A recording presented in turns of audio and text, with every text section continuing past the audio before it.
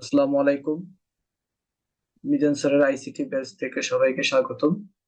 আমরা HSC ICT সাবজেক্টের অধ্যায় 4 এর ওয়েব ডিজাইন এন্ড এইচটিএমএল এই বিষয়ের একটা ধারাবাহিক সিরিজ শুরু করব।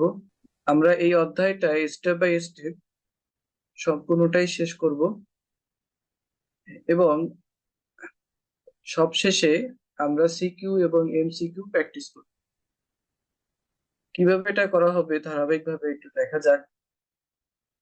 আমার কোচিং এ পরিচালিত যে শীট দেয়া হয় সেই শীটের যে প্রশ্নগুলো আছে সেগুলো স্টেপ বাই স্টেপ শেষ করা হবে এবং সাথে সাথে আমাদের যে এইচএসসি এবং আলেমের যে মূল বই আছে বোর্ড কর্তৃক নির্ধারিত এটি ফলো করা হবে এবং এইখানে যেভাবে শেষ করা হয়েছে চতুর্থ অধ্যায় ঠিক সেইভাবেই আমরা শেষ করি।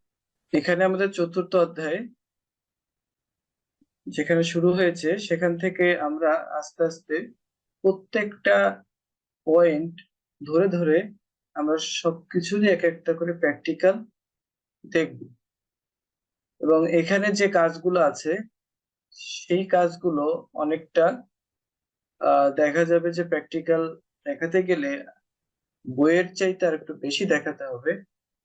তো সেইগুলো আমরা প্রত্যেকটা আইটেম যতটুকু দেখানো যায় প্রত্যেকটা আইটেম আমরা বিস্তারিত এখানে আলোচনা করব এবং সবশেষে যেটা বলেছিলাম যে আমাদের এই চতুর্থ অধ্যায়ের উপরে যে সিকিউ এবং এমসিকিউ কোশ্চেন গুলো আছে আমরা সেই বোর্ড কোশ্চেন গুলো ধীরে ধীরে সবকিছুই আমরা এখান থেকে প্র্যাকটিক্যালি দেখব এবং সিকিউর পরে আমরা এমসিকিউ যেটা আছে এগুলো আমরা সবকিছুই এখান থেকে দেখে নিব যাতে পরীক্ষার সময় আমাদের কোনো বিষয়ে সমস্যা না হয়।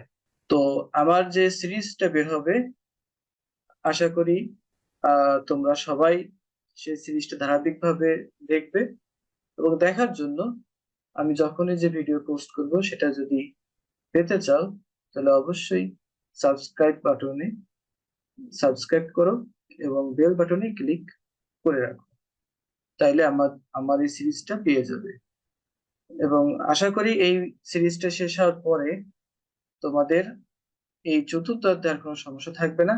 আর যদি সমস্যা থাকে তাহলে ডিসক্রিপশনে আমার গ্রুপের লিংক দেওয়া আছে, ফেসবুক গ্রুপের ফেসবুক পেজের, সেখানে কোশ্চেন করলে ইনশাল্লাহ সমাধান পেয়ে যাবে।